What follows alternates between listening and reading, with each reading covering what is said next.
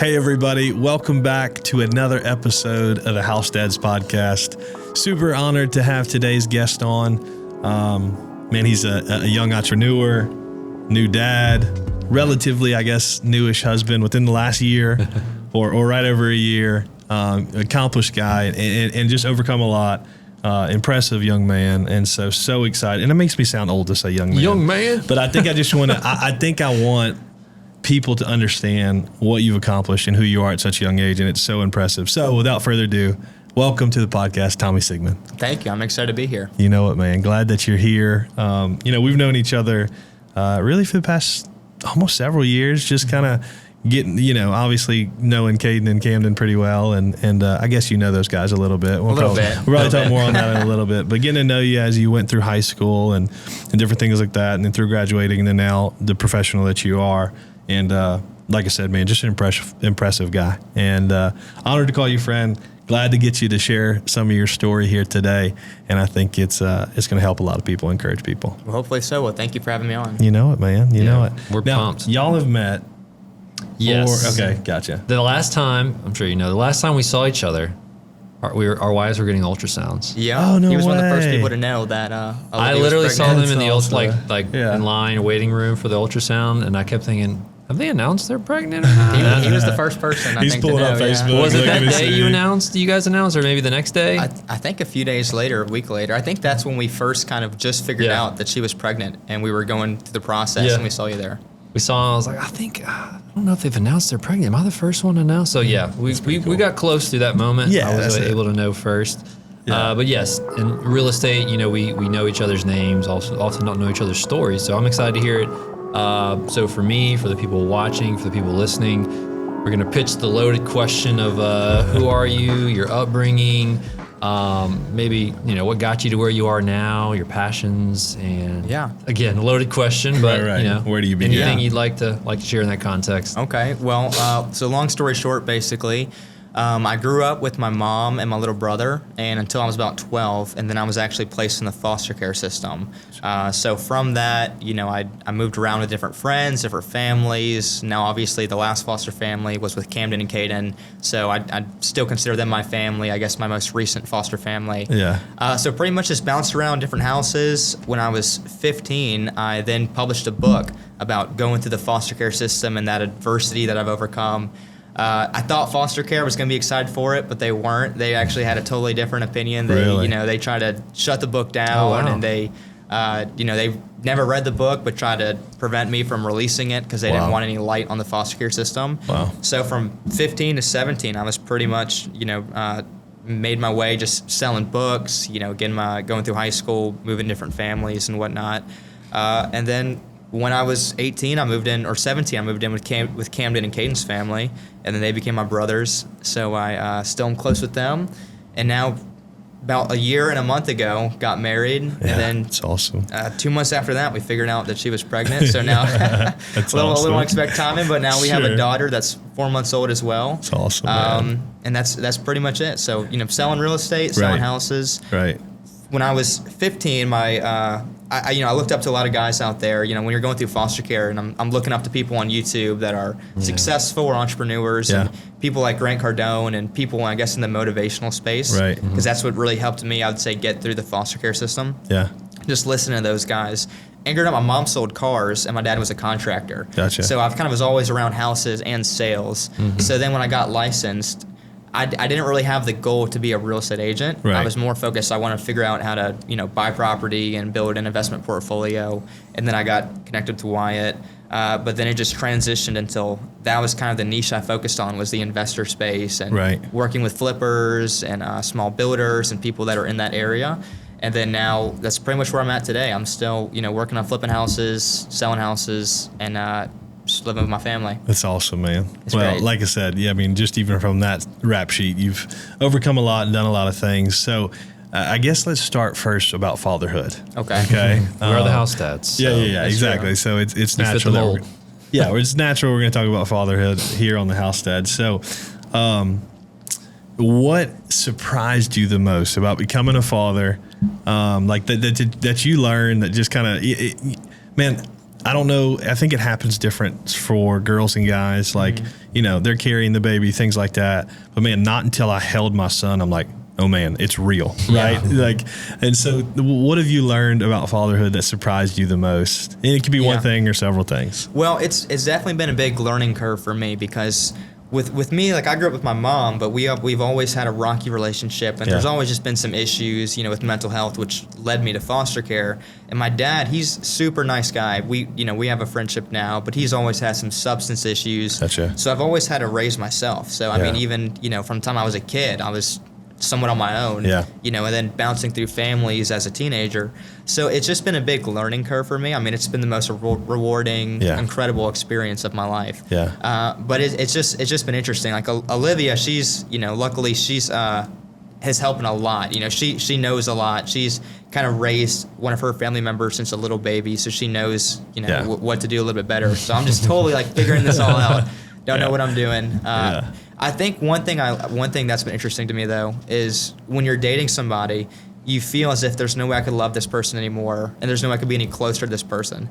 And then when you get married to them, you now say, well, we have a covenant between us and God, and this is such a beautiful thing, and I even love them more now. And then when you have a child, we are now a family. It's not just two of us. It's beautiful. It's me, her, and our daughter, and we're a family together. And I think through each step, your love for your spouse grows. So good. And that's been a really beautiful thing. Seeing her go from a girlfriend to a wife to a mom, and we got married when I was 17. No, I'm sorry, I was 19. She was 17. Right. And then we had our child a year later.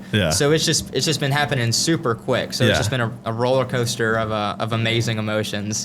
Just to go from dating to marriage to motherhood and fatherhood so quick. It's incredible. So I think that's probably the most beautiful thing. Just growing closer to your spouse and God through that. Well, just encouraging you on this is that now with 3 for both of us. We're still trying to figure it out. And I don't think you ever get to the point where you do figure it out. I think I've pretty much figured it out. Okay, we'll just turn this podcast over to Rhett. I thought I'd figured it out, but I don't. Yeah, it just changes constantly, man. And so I think it's cool that you say that you're exactly right. Like as these stages grow, the love grows and the commitment grows and things like that. So it's pretty awesome. Yeah, it's awesome. And you're right. You think like when you're young and you're attracted to somebody, right? Like you don't quite think, it's often, maybe some people did, I did not, you don't think past certain points of life, but you're going to be a team together. You're going to be growing or raising children. You're going to be going through losses together. You're going to be doing a lot of things together you don't quite think about like in those early stages. So for you to learn it early has been awesome. It's awesome, man. Thank you. I think one thing too, when I first, told my friends and family I was getting married, people were kind of like, whoa, you're so young. And then once we announced that we had a kid, people were like, oh my gosh, like she's a teenager. She's 18 years old. This is crazy. Right. And I think one thing that's helped though with being in the business world is people always fall to the standards that they have to fall to. Like if you have to hit a goal, you're gonna hit it, right? And it's kind of put us both in a position of, okay, as a young man that's in the business world, and real estate's competitive. There's a lot of people. Everyone's getting called by a lot of realtors, right? When you have to provide, I mean, there's no other option. And I think that's helped me a lot. Like Absolutely. There's no, I can't not provide. I can't not sell. I can't not hustle and work. And I think that's helped my case a lot. Well, do you think that that's part of it too, where, I mean, obviously you and Olivia could have made a decision to wait to get married later, things like that. And I'm putting you on the spot here. You could have waited to have kids. Now we have happy accidents and things like that and beautiful blessings in that. But, I mean, that's part of, why I guess you could call it you grew up young. But we know age is just a number, man. Like, maturity, there could be people 50, 60, 70 who never reached the level of maturity just because they've grown to that age. So part of that, like, why do you feel like you've grown up young, or you knew you wanted to do things that are usually happening later in life at a younger age? Yeah, I mean, I'm sure you guys have met someone, that's 30 or 40 that's never gotten married, that's never had kids, and you can somewhat kind of tell, right? Not that there's anything wrong with that person, but you can kind of feel it a little bit, right? Because I think getting married matures you and grows you up, and same thing with having children, right? That responsibility of, okay, like I have to be a person that this young person is going to look up to for the rest of their life, right? Like that means something, and that has a weight to it. So I mean, I've always just kind of grown up young, just from raising myself. When I was 14, I lived with my friend's mom, and they said, hey, we don't have she was a single mom and she had 2 other kids. And she said, we don't have the money for you to continue staying with us. I need you to find a family member to go to. But I didn't have a family member. So when I was 14, I texted all my friends. I was calling all my friends, trying to find a house to go move to, right? So I've always told myself, like, when you can be in a position to where you can provide for a family and you can go have your own house and your own place, I think that's just always something I've aspired to. That's awesome. So once me and Olivia, we were dating for 2 years up to this point, and we knew the goal was marriage, and neither of us were going to go to college. We both were, she has her wedding photography business, I had the real estate business. And we were like, what's the point of waiting? What are we waiting 2-3 years for? What's going to be different than now? I mean, if the concern is money, people never feel as if they're financially ready. Absolutely. You're going to hear you're never ready. Yeah. So why don't we just get married? Yeah. So that was the thought process. I love it, man. I think it worked out pretty well for us. Yeah, I love it. I mean, we got married young, not as young as y'all, but there's part of that you're exactly right, that, hey, I can keep on doing what I'm doing, but until you get married, there is a certain level, obviously, that you are going to have to show up. You're going to have to provide. So it kind of helps you get that kick in the butt, too. Yeah. So I like that. That's cool. Thank you. It's cool. Love it. Cool. Brandon and I are both advocates of foster care. My wife and I, we adopted our 6-year-old now out of foster care. We got her when she was 2 weeks old. So it pulls on the heartstrings a little bit to like hear that story and to know everything you've been through. I could almost even answer this question too, but I'd love to hear different perspectives of people who maybe not have experience, whether personally or through someone else, like the foster care system. And I don't want to necessarily open up a big bashing of the system, right? Yeah. Which, whatever. But what are some common misconceptions you feel like are of the foster care system and process? Yeah, we could talk about the foster care system Could be a whole all day. episode. There's a lot of work that needs to be done with the system, for sure. And what I'm noticing recently is I've been trying to get more involved recently because I think God's just been pulling on my heart more. Like, this is such a huge need, especially in Louisiana. Yeah. And before I even talk about what that looks like or what the issues or potential solutions are, there's a lot of the issues in Louisiana. There's nonprofits across the country that are made to help and support those issues. Right. And one of them is a nonprofit called Isaiah 115, and what they do is they basically purchase or build houses for foster kids to stay at temporarily while the state is finding them a more permanent placement. Sure. And a lot of these nonprofits won't come to Louisiana because they say the agency is so mismanaged, Really? it's run so poorly, Yeah. and it's kind of like a wildfire that no one wants to go anywhere near with a 10-foot pole because there's Right. just so many problems with it. Right. One thing, a lot of people think that the goal of foster care is to find a child a better or permanent family. But that's not the case. The goal of foster care is to reunite the child with the family. That's something Rhett's told me that I did not know. That's exactly right. Yeah. So people think, oh, well, if you go into foster care, you're gonna eventually get placed with a long-term family and the goal is adoption. That's not true. So the way that plays out is I'm actually working on a case right now with these 4 girls that are family friends, and their mom was put in prison because she got caught with some serious substances. Sure. She was let out. She was bailed out a week later, and the state reunified her with the mom and checked it off the box because that's the goal of foster care. Right. So it just creates so many issues because it looks like successful on paper because they're checking the box of we reunited 500 families this year. Right. But in reality, typically the way it plays out is you put children back into a household that they were taken out of for a reason. Yeah. And then it looks like it's a win on paper. Yeah. So there's just a lot of issues. And I used to think that the issue was there's not enough foster families. I've always thought we're not doing enough to bring in more families. We're not doing enough recruitment, enough marketing to get the community to want to get more involved. Right. But since really seeing their case, I've realized that's not the issue because they have a family member that is waiting that says we want to take them.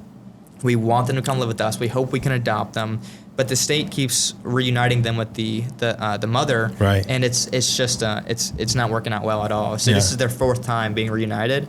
So it's just a psychology issue within the agency that we have to reunite when that's typically not the best option at all. I think the better way to go about it would be to do more to recruit more foster families, recruit more permanent placements, And instead of trying to force, force the child back in with the biological family, I think the goal should be to help find them a permanent, loving family that's going to be stable in the long run. Yeah.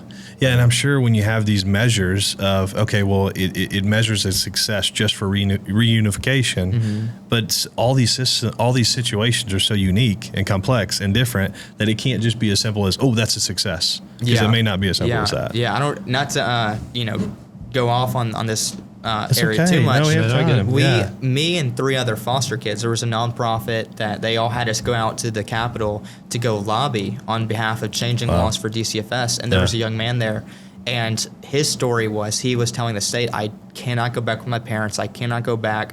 It's not safe. That is a terrible place. I need to stay with this family member where I'm currently at. And they were saying, no, you have to go in with the family. You have to go back to where you were.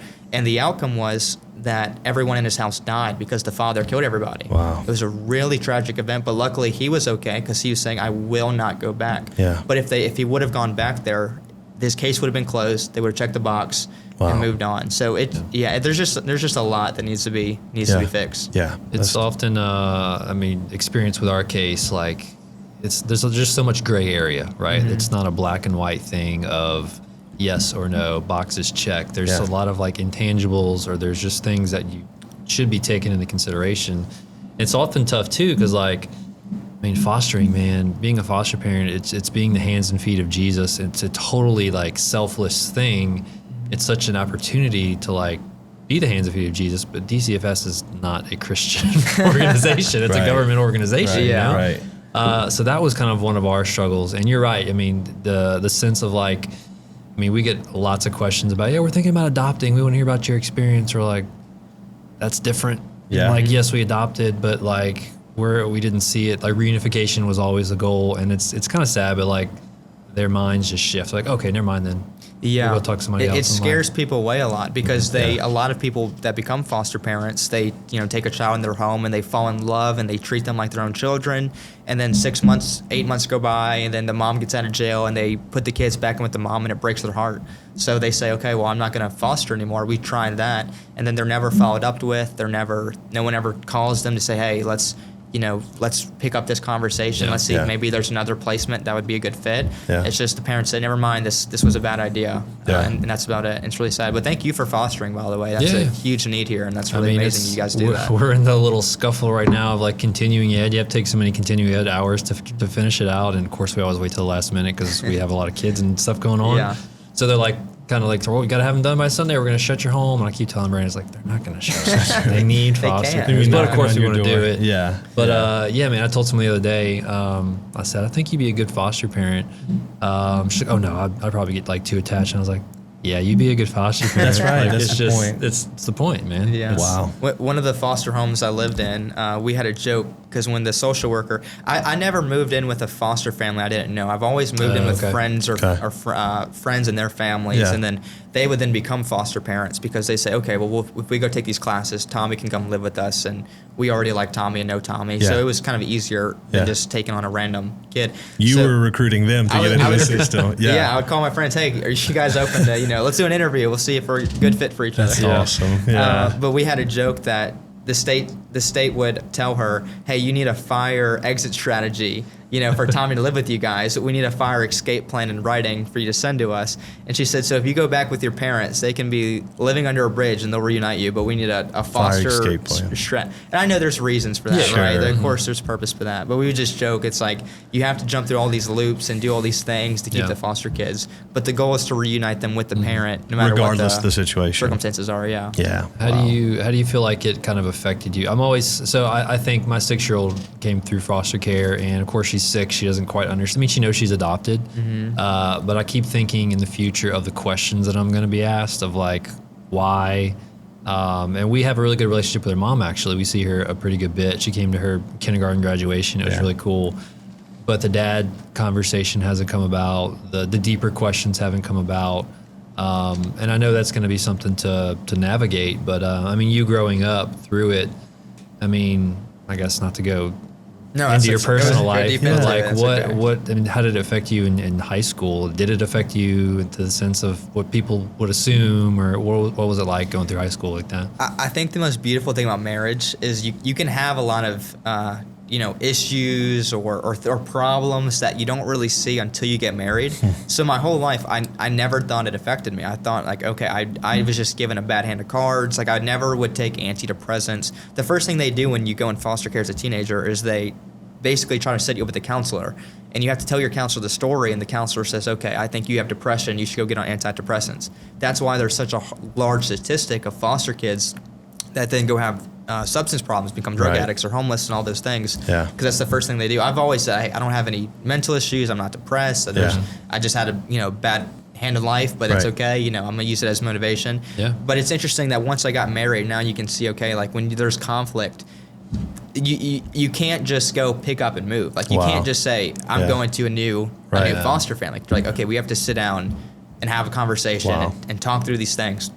And that's just kind of something that's new to me. I guess if that makes sense. Yeah. Yeah. Just like, hey, like we're in this for the long run. This is forever. Marriage this is never gonna break up. This is between us and God. Yeah. So now having to kind of learn to work through those conversations that you never had, right? Yeah. So I think now I'm kind of seeing like, wow, this is where I don't know. It's just a really beautiful thing that once you get married, now you can really self-reflect and see, wow, these are the areas that I'm lacking as a man and as a husband. Yeah. Wow. It's encouraging to see though, Yeah. because again, people are going to assume the worst sometimes. Like, all right, they grew up through foster care, and they're gonna, you know, they're not going to quite see that it was just a bad hand, but use that as motivation. But it's obviously encouraging to see. Yeah. I mean, what can come of it it. speaks volumes that you say, okay, well, this is the hand that I was dealt, and so you continue to use it as motivation. But I love that because marriage is a lot like a mirror. Whereas before you're picking up and moving and stuff, and now it's like, okay, I have to address these things head on. Tell us a little bit about your book that you wrote. Yeah. You said you were 15, 14 when you wrote it? I was 15. 15 when you wrote it. And why do you think, tell us just a little bit about it quickly, and then why you think the system wasn't just adoptive of it off the bat? I've noticed the issue was when I went into foster care, and like I shared, the first thing they do is they say you have to go to a counselor. I was refusing to go to counseling because I was saying, okay, I went to the counseling, and she just said, tell me about your story and talk to me. And I would sit there and talk to her for an hour, and she'd say, wow, you've been through a lot. Okay, I'll see you next week. And I thought it was a waste of time. So I wouldn't continue going, but they said you have to go. It's a requirement. Yeah. So how about this? We'll do group counseling with you and other foster kids that's your age. Yeah. So I said, okay, I'll go do that. I think that'd be a cool learning experience. Yeah. So I started going to these group counseling meetings, and it was so heartbreaking. There would be 4 or 5 kids, and or young adults, and they would all be saying, "This happened to me as a kid. This happened to me," and you could just see like it just wrecked their self-identity. Yeah. It broke their view of having a positive future, and it was so sad. And I said, wow, there's a huge need that there's no program or platform. There's nothing that teaches you, hey, once you go through really intense adversity, or you go 15 years just facing, all these awful things, how do you practically translate that into becoming better? Like, how do you use that and say, how do I shift the story of what this means for my life and use it as a way to grow my future, to set my goals? Like, how do I take not having parents and practically translate that into aspiring to be a better husband and father? Yeah. So there was nothing out there like that. And I was 15. I didn't have all the answers. So I was like, there has to be something. Yeah. So my book, the first chapter is about my story and, what landed me in foster care up to that point of me being in that current foster home. And then the other 9 chapters are all just about how to take adversity, how to use it, how to grow from it. Wow. So one of them is about one chapter is about specifically just about gratitude. It's about how to take this and how to reshift the story to say that this is what this means to me. So instead of saying, well, I went through all these things, so that means no one loves me. How do you shift the story? Say, I went through all these things so I can love other people better and be thankful for it. Wow. So that was the whole concept of the book. But then when foster care found out I wrote the book, foster care tries to stay out of the light as much as possible because it's only negative press, right? Yeah. So they don't want people highlighting DCFS. They were scared that my parents would come out and say something, that I would say the wrong thing, and that people would say, "Man, foster care is doing all these terrible things." So that's when they said, "Hey, you can't release this. You can't write this." Wow. So my social worker and attorney both showed up to my school, and they said, "Hey, we're saying you can't write this book. You can't release it." And I was 15, so I said, okay, well, what grounds do I have to not be able to release it? Yeah. And they said, because we're your parents and we said so. As we have legal guardianship of you as a state, and we say you can't do it. So I thought, okay, well, as a 16-year-old, every 16-year-old I'll just rebel like everyone else. Yeah. So the next weekend, I had a book release at my school. There was about 500 people there from the community. On that same day, it was released on Barnes & Noble's, Amazon, Walmart online platform, Kindle ebook, and it sold like 700 copies that weekend. That's awesome. So there was just nothing they could do to It's too release late. it. They said, Yeah. okay, well, now there's nothing we can do. Yeah. So they tried to stop me from going on podcasts and shows, and then that ended up being overturned in this crazy court case.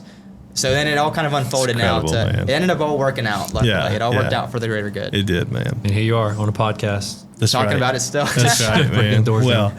yeah, it's incredible how it shaped you, and that through all that you've been through, that you're still using it to this day to continue to overcome, to continue to get ahead. And so, man, it's like I said when we opened this, just impressive, man. Well, thank It's you. awesome. It's awesome. So you mentioned a little bit of this earlier, and kind of transitioning just into professional life, into your life nowadays, about why real estate was something that you were interested in. But I guess now that you're doing it and practicing it regularly and have been doing it for a while now, why is real estate it for you? And why are you loving it so much? Why are you enjoying it and passionate about it? I think why I really, really enjoy the niche that I focus on is, so when I got my license, I guess to give you guys some context, when I got licensed, I didn't sell anything for about 6 months because I was 18. I had no clue what I was Sure. doing. You know, Yeah. I'm telling all my friends, hey, I'm a real estate agent. And Yeah. they're like, dude, you're our age. We just graduated high school.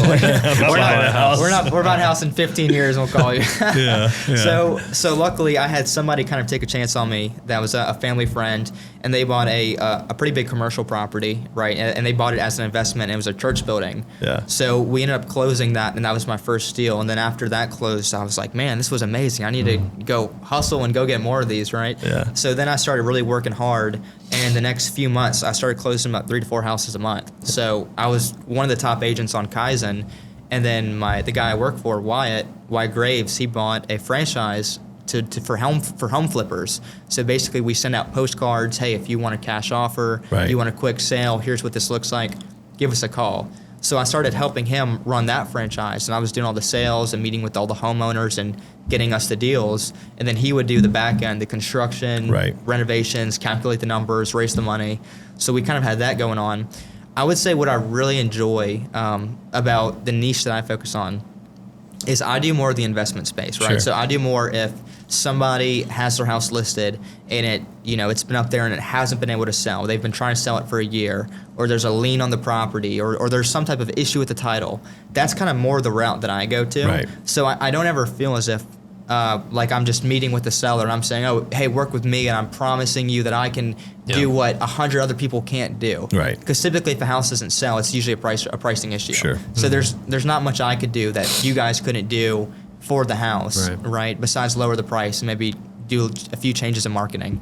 So because of my space, that's kind of really a space that helps homeowners that really have some issues. Yeah. So I had I have a deal right now, for example, that has been listed for 2 years, and the guy had full priced offers, but he couldn't sell it because there's a cloud on the title. Because the way that the property was gifted to him, a sister filed an Sure. affidavit, so there was all these issues. So I Right. said, okay, well, when you guys sent it to the title company, what did they suggest? And they said, well, there's not much that we can do. Right. I said, well, what'd your agent suggest? He said that he's waiting for the title company. Right. So it just sat there for 2 years, Yeah. and this guy needs to get out of it. Yeah. So I connected him to a program called Legal Shield, which is like $50 a month. You have unlimited legal counsel. You can talk to attorneys. And so he got on that platform, talked to an attorney. The attorney actually went in, reviewed the title of the affidavit. He said, dude, to clear this, all I need to do is to send a letter to this title company and it'll remove the cloud. So he did that, and now his property is about to have a clear title, and we have an investor that I know that's getting ready to buy it. It's awesome. So it was Yeah. 2 years, it just sat there, nothing Yeah. you can do. Right. And now he's like, wow, I didn't think I could sell this thing. Yeah, yeah. And same thing with another girl. She couldn't sell either because she had roof damage. Sure. And she already had a roofer go out there, and the insurance company denied it.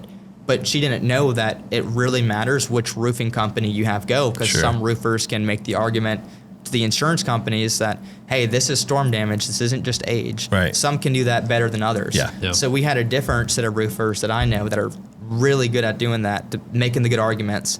So they went in there, they got her a new roof, brand new, paid for. It gave her just enough equity on what she needed to be able to sell. Yeah. So at the closing table, she didn't have enough. Her debt to income ratio wasn't enough to be able to buy a new house. And she was selling because her neighborhood kept getting break-ins, and she was like scared. Yeah. She's like, I have a little daughter. Right. So instead of me getting the money from that closing from selling her house, I said, hey, you keep that commission, go pay off your credit card debt and fix your debt to income ratio, and that'll get you approved to buy this house that we flipped over here. Yeah. So we moved her into one of our flip houses that she got a good deal on. So Yeah. I didn't make money on selling her house, but she paid off her credit cards and moved into a better neighborhood. Yeah. So I Yeah. really like my space because that's Yeah. kind of like the area that's like you're really helping people that Love think it. that I have no other Yeah. options. Yeah. Problem solving. Yeah. Yeah. Exactly. Putting puzzle pieces together. Yeah, able Yeah. to be creative and put together stuff that just traditional means wouldn't be able to. It's You awesome. can't just put a sign in the yard and take pictures. Like you have to actually like get creative to Yeah, help right. help some of these difficult homeowner situations. Yeah, Yeah. it's awesome, man. So, I It's cool. mean, we keep touching on the subject of how young you are, right? I'm sure you're tired of hearing Yeah. that every Youngest single house day. dad. Yeah. I would yeah, think. Yes. definitely, man. I think so. I think we had Wiley on, our son. That's my true. son, but Yeah. he didn't talk. Yeah, So, yeah. Youngest talking one. But, I mean, that's one of the common objections you hear whenever you start anything, sales related, where people have to trust you, put their trust in you. Of like, hey, you're young. Do you really know how to do this? Are you experienced enough? So, as like being in this field, and you said someone took a chance on you, I guess for others listening that may have that objection or hear that objection, or even too scared to start something because they're afraid of that objection. What's your kind of like experience in Yeah. that, and how to overcome that, and what do you say? It's funny. The only time it ever becomes an issue is if one of my friends send me a referral. Sure. Because then the referral says, "Oh, like you're friends with that guy? Right. He's 19. Like why? And his friend's a realtor. I'm okay. I'll work with Yeah. my realtor." Yeah. So that's the only time I really see it play out. That's right. I think the way that when I go on appointment, I'm typically not selling, or I'm not convincing them. I'm not saying, hey, like, Rhett, if you work with me, here's what I can do. Here's my experience. Here's why you should work with me. I think the conversation just looks a lot more, well, Rhett, why do you want to sell? You know, okay, well, and what are you guys planning on doing about that, right? Or what have you done up to this point? I got you. And what are you hoping to achieve out of this, right? So I'm more asking questions that's getting them to say, well, you know, I want to sell because of this. So I'm not really selling you, so I don't think it becomes much of an issue, right? Yeah. And I think I have kind of an approach. It's like, hey, we can see if we're a good fit for each other, and if we're not, that's okay. Yeah. So I worked with the lady, I worked with her. We just sold her house in Park Forest a few months ago, and at the appointment, she said, well, why should I use you? And she said, you're the first person I'm talking to. Why should we work together? And I said, well, truthfully, maybe we're not the best fit together. I would suggest if I'm the first realtor you talk to, it may be worth talking to a few others, getting a few other opinions, and seeing what you think makes the most sense for getting this house sold. And as soon as I said that, she said, let's sign the paperwork. Let's sure. get together. Right. She didn't feel like, okay, this young guy is trying to sell me. Yes. Because if you go into the appointment, I mean, and you have commission breath, and you're just, I'll do it for 1%. You know, let me sell your house, They can please. smell the desperation. And I think where young people's inexperience comes in at is that's the approach that they take. They say, I'm so hungry, you know, I'll work so hard for you, give it to me. Versus I think people just want to work with someone that is a problem solver, that understands their situation, that they believe and they trust can help get them from point A to point B. That's right. Yeah, that's huge, man. Yeah. How do you feel about? I remember when I was just starting out, I had never bought my own home or anything like that yet. Really didn't understand the real estate process and things. And I think this carries across industries for anybody just getting out of school, just getting out of college and starting their profession. The conversation always like, well, what do I wear? Like there was appointments where it would be 90 degrees. I'd be showing condos at LSU, and I'm in a suit jacket, and I'm like, what am I doing? Like just to overcompensate in a few ways. So what internal dialogue do you have about what to wear, things like that? You feel like you got to fill in any gap, or what do you think about that? I'd say for me, it depends on the appointment, right? Sure. Because if I'm going to meet with a house that's not in a good neighborhood, right, and the house is dilapidated and it's falling apart, I probably wouldn't wear a suit. And not out of because I don't respect that homeowner situation, but I don't want to have a sense of kind of intimidating. Like I'm coming in this suit, and you know, I'd rather just feel like hey, I'm a person. We can talk about this and we can work through this together. That's right. But the other day I went to meet with the seller that had a $2 million house. Yeah. So for that I wore, my nicest suit. Yeah. I was like, I'm gonna get this dry clean. I gotta be prepared. That's right. That house, the age was an issue because I met with him. He kept Sure. saying, "Man, you're such a nice kid. You're such a sharp kid." Stop saying Yeah. that. As soon as he said that, I was like, okay, I can tell. I kind of brought him because I cold called him, and I could tell when I met him, he was kind of surprised. He was like, Yeah. now that I'm seeing you, you're like 15. What do you-" I was like, crap, man. Yeah. So it kind of depends on the Sure. appointment. I think Yeah. in my It's space great, too, though. like in the investment side, I don't think it Yeah. probably is quite Matters as too important. much. Now, Sure. Olivia always encourages me. She's always like, "Hey, you should wear this button up. Like, hey, you should dress nice." Yeah. But like this is kind of typically what I wear. Normal I don't day in really go life. a whole lot past this. Love it, man. I mean, Yeah. till this day, I've been in real estate 13 years. I still like sometimes battle like, what should I wear? You Yeah. know? And like, Yeah. I don't want like this is very casual to me, just wearing a t-shirt and jeans. But like, if I'm going to an appointment with maybe an older person, I'm like, I probably need to dress up a little bit just to Right. respect them. That's right. Yeah. But still, it's a constant battle. Yeah. You can talk yourself in and out of everything. Yeah. I think markets to matter too, though. I think with 100%. us being in Baton Rouge, Yeah. I think the dress code of Baton Rouge is a little bit more casual than I would think if we were in some huge city. Like owning Manhattan, we talked about that Yes. show. Like, Yeah. they're wearing 100%. suits. Yeah, I mean, if you're in, if you're even in like South Florida, like Miami or New York or Houston or Austin, if you're in a huge city, I would say it's probably a little bit different. But I think people in the South, especially in Louisiana, are just more Yeah. kind of That's right. easy going with Yeah, it. 100%. And there's a fine line you walk between being yourself, making sure you're comfortable, but then also being respectful of the other person. We're not trying to put on a performance or dress up like a costume, but it's, hey, we want to respect the Yeah. $2 million listing or whatever it is, Yeah. that kind of deal. So See I what get it that. put it, yeah. Yeah. Yeah. Okay. So kind of we keep hopping back and forth, but you've already touched on this a little bit about how getting married showed you some things about yourself that you really didn't realize until you were married. And I struggle all the time, or not struggle because it's a good conversation to have with ourselves. But man, fatherhood teaches you so much about yourself. Like it's a mirror, and so does becoming a husband or getting married. So between the two, what do you think you've learned the most about yourself from? Is it fatherhood or is it marriage? And then maybe, something, expound a little bit on what you have learned about yourself. Probably marriage, and I think a big reason that is because we got married so young that we both are also growing up together, right? Yeah, So yeah. neither of us had ever had an apartment or our own house. Neither of us ever even, really did our own laundry or I love it. paid our bills. Yeah. So we're getting married, and we're like, okay, how do we track our bills? How do we? Okay, so you separate the whites and the darks. You do the laundry. I'll do this. I love it, I'll do man. dishes. Yeah. So I think because we got married so young, we're kind of both just learning every step of adulthood together, Yeah. which has been really cool, which has been really awesome for I both love of that. us. Yeah. Fatherhood has been pretty insightful, but she's so young right now. Sure. I think as she gets older, I'll probably Yeah. have a different answer in a few years. Yeah. But I think what's been most impactful about fatherhood is I just didn't know what to expect. So I thought, okay, our lives will be the same. We'll just have a little baby with us. Yeah. You still do have your business, I'll have mine, and we'll work on it while she sleeps for you. Yeah. I didn't realize that a baby is like a 24/7. Right. So it's Yeah. interesting now. Like I'm like, well, hey, what'd you do today? I watched Ezra all day. She cried and ate all day. And I was like, wow, I didn't realize it was this much of a schedule adjustment. That's right. So now it kind of even puts us more in the role of like, okay, well, one of our businesses and my business has to be Yeah. like the producing business for our family. Yeah. And you're kind of less geared towards making income and you're more focused on motherhood now.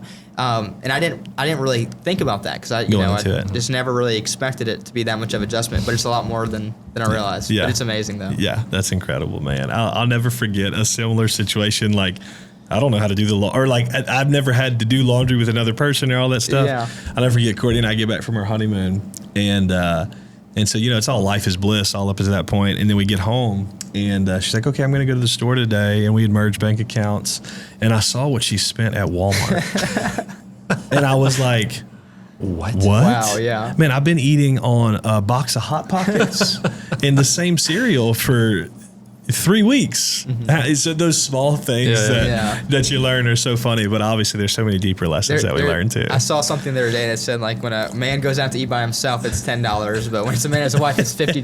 That's right. That math don't math, but I know. We went to Chick-fil-A the other day, and I just got like a grilled chicken sandwich, and it was $6, and then she got like a lemonade, extra fries, sandwich, fruit cup, and a coffee, and I was like, how's our total? $40. I was like, what are you eating? Yeah, what are we doing? And then she eats half of it. So. Yeah, that's great. Throws the rest away. Just for fun, yeah. On the topic of laundry and things you don't know, funny story, when I went to college, my freshman year, I lived on campus. I went to University of New Orleans for a year and lived on campus, and my parents visited me, and they were helping me with like laundry and stuff. They're like, where's your laundry detergent? I was like, it's right there. And they're like, this is your laundry detergent? Like, yeah. And they're like, this is fabric softener.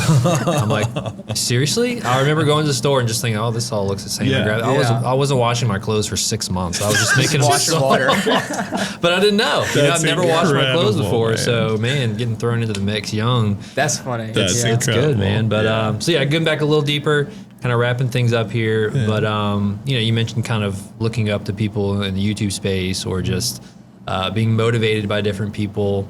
I go in ebbs and flows of like how I'm motivated, who I'm motivated by, but there's definitely times where I get a little like, that's not quite motivating me as much as it used to or whatnot. But, in general for you, what kind of fuels and motivates you? And, when things get hard and people can hear these stories like, wow, he made it out of foster care. He's doing great. Hey, life's still life. There's going to be dips. There's going to be tough times. Yeah. So when those times come, what kind of fuels you, motivates you, and pushes you on? I think a lot of people rely on motivation. I think my thing has always been that it doesn't matter if I am motivated, if I'm not motivated, I'm going to do the things I have to do, right? Yeah. So even if I wake up in a terrible mood or if I got no sleep, okay, I'm going to wake up early, I'm going to go work out, I'm going to get to the office, I'm going to make my coffee and start cold calling, set appointments, do my thing. And that's a good thing too about getting married and having a family now is you have to, right? Even if you wake up and you're not motivated at all. And I'll go through hurdles, where I'll feel really motivated or, you have momentum for a week and you that momentum carries over. Right. Maybe I've done really good on what I said I was going to do and now it's the fruit of that's carrying over. You close a few deals and now that motivates you to keep one more. I think for me, it's just always about having a routine that it doesn't matter how I feel, what the day looks like, what the temperature looks like. Okay, it doesn't matter. This is what I got to do, right? So this is what's going to happen versus relying on motivation or feelings. And I think a lot of that is because when you go up through foster care, there's a lot of there's a lot of days growing up where you're not happy, like I don't want to be in this foster home I'm in. I don't want to, have to do what I'm doing right now, but this is who I decide that I'm going to be as a person. This is what I want my future to look like. And this is the steps I've decided I need to follow every day to get there. Yeah. So, and I will listen. I'll listen to motivation or I'll listen to guys like Grant Cardone or motivational speakers and things like that just to kind of motivate myself sometimes. But I try to not really rely on that more than just a little good feeling for a moment, I guess. I love that. And I think it's important because, what you're saying is you obviously all connected that routine to what you wanted for your life in the future. Mm-hmm. Like always that vision, that hope that you had for yourself is that the motivation, man, it's you're not going to have days that you're always feeling it, but you were connected to saying, I'm going to do something better for myself, going to do something better for my family one day, had a routine attached to it. And so you always fall back on that and it's going to end up producing that end result or that vision that you've got for your life. And I think then you'll be happier, more motivated too by it, right? Obviously some days you don't want to work out and then you go work out and you feel better. Yeah. And then you feel more motivated after you did it. But if you didn't do it because you weren't motivated, then you wouldn't have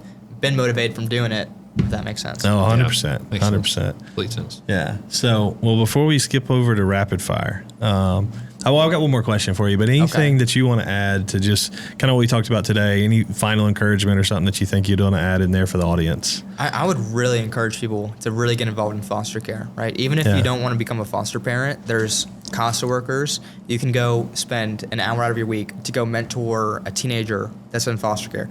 And 60%, it was either 60 or 70% of every registered foster parent has on their criteria for foster children 6 months or younger, right? So Wow. if you're a teenager in foster care, like the statistic chance of you finding a family or getting adopted is close to zero, Wow. really. So what that means for the audience is you can go become a CASA worker. You can spend 1 hour out of your week just mentoring, having lunch with a teenager in foster care or someone that's in care. That's also probably one of the most important positions you can have too, because that's who the judge will listen to most often for, hey, do I place this kid back with the family? The state's saying place him with the family, but the kid doesn't want to go back with the family. CASA worker, what do you think? And you can really have a big impact for just an hour a week and change a child's the course of their whole life and future. So I would look into being a CASA worker. I would look into fostering and seeing if that's something that your heart's open to, or even there's basically emergency placement situations where if a kid has nowhere to go for 2 days, then your home is open just for a day or two to have that child come stay there. But I would get involved, and you could talk to me or Red or anyone that's in the system or a social worker and figure out how you can get involved, because there's a lot of need there. And every puzzle piece is really impactful on a child's life. Yeah, that's encouraging. Love it, man. Yeah, it's a big deal. Were you involved with the CASA side of things as well? Yeah, we had a That's great what I CASA. thought. They had a huge Right. impact on our case. For Yeah, sure. on your case. Yeah. Well, I guess I don't want you. The last question I've got for you, and you don't have to give the whole playbook, but tell us a little bit about future plans. Like what I know that you are, what you're doing now, but what are you excited for you and Olivia and things like that for the future? Again, don't have to open up the full playbook, but I just love to hear what your hopes and dreams are for the next couple of years for you guys. Yeah, we're still figuring it out. Yeah, I love that. That's great. Right now I'm focused on doing my own flips. Okay, great. So if any of the audience, members, maybe Brandon or Rhett sells their house and they're sitting on a pile of cash and they're trying to figure out, hey, where can I get a good return? We're borrowing money. We're partnering with people to flip houses right now currently. Okay, great. Yeah. So we have one in Hammond right now where we're partnering on the guy, and we're a 50-50 partner on this. He's the money guy. I'm the hands-on guy on the deal. So if any of you guys, have money that you're looking to disperse and get a good return on. So right now I'm flipping houses. Love it. Kind of building up more on that side. Yeah. And I think probably the long-term goal is probably new construction. Cool. Probably. Okay, great. And I think flipping houses and being in the space has connected me to a lot of people that are already transitioning to that. Yeah. Right. Yeah. A lot of people will start flipping before they start building. Yeah. And are doing ground up just to kind of learn. Yeah. So probably working with builders, helping them design, say if you have a subdivision, here's the designs, here's some of the features or finishes you can do to help the home sell better, and then probably do my own new construction. I would think that's probably the long-term goal if I had to guess. But Cool. that may change. That may change tomorrow. Yeah, exactly. Hey, but I love it. That's perfect, man. That's what I was looking for. So, Sweet. rapid fire time, or Let's do it. You got one ready? I think I got one. Okay, Do you? hit it first. Okay. Yeah. Rapid fire question. We mentioned different cities of like dress code or just all over. If you could pick one city to sell real estate in, anywhere in the nation of the USA, where would it be? Tampa. Tampa. Yeah. Come on, So man. quick. Yeah. I think so. Yeah. Well, we're always trying to figure this out too. We've been weighing back and forth between this for months now. Sure. We're taking a trip out there next month to figure out if we want to move there or not next Okay. month. So that's what I'm saying right now, because that's where we're Yeah. leaning Yeah. towards Really moving. seriously considering. Yeah. It's one of the fastest growing cities Yeah. in the country right now. Yeah. Tampa, St. Pete area. Yeah. There's so much new construction, Yeah. so many houses or areas being gentrified. Yeah. There's just a lot going on there. Yeah. And there's not a lot of the huge players like the $1 million listing agents that are in New York, Miami. Tampa doesn't seem to have a whole lot of people that really have it online. Like I think you can get Sure. into that, break into Yeah. that market and do Yeah. well. So I love that. probably Tampa. That's Cool. awesome, man. Love it. Okay. That's easy. So, if real estate was not an option, you couldn't do anything in investing, in the flipping space, you couldn't do traditional real estate sales, what would have been, or what other career would you have loved to build for yourself? Man, probably a coaching business. Okay, Probably cool. coaching people that are entrepreneurs that are probably dealing with heavy things in their past, that are, maybe have obstacles or barriers in their life that are preventing them personally or financially to go into the next level. Yeah. Probably something along those lines. I think that'd be pretty cool I to love work it. with somebody and kind of really dig deep into what drives them and what fuels them and what's holding them back, and then helping them get to that next level. I think that'd Yeah. be pretty awesome. I love it. That's awesome, man. What's cool is that you can still do that with real estate. Yeah. Yeah. Doesn't That's stop it. That's Love true. it. That's It's right. cool, man. Yeah. That's Well, we right. appreciate your time. awesome, I'm sure you man. got some houses to go flip and whatnot. But I love the different spectrums of like foster care to real estate to motivation. Like there's just a lot of cool things about it. So age is not a factor for you. Hopefully those of you who are watching, if age was a factor for you, it shouldn't be. That's right. Don't let it be. But yeah, again, we appreciate your time. We appreciate you guys watching. Don't forget to do the whole deal of liking, subscribing, sharing, all that kind of stuff. But we're honored you gave us your time, and we'll see you next time.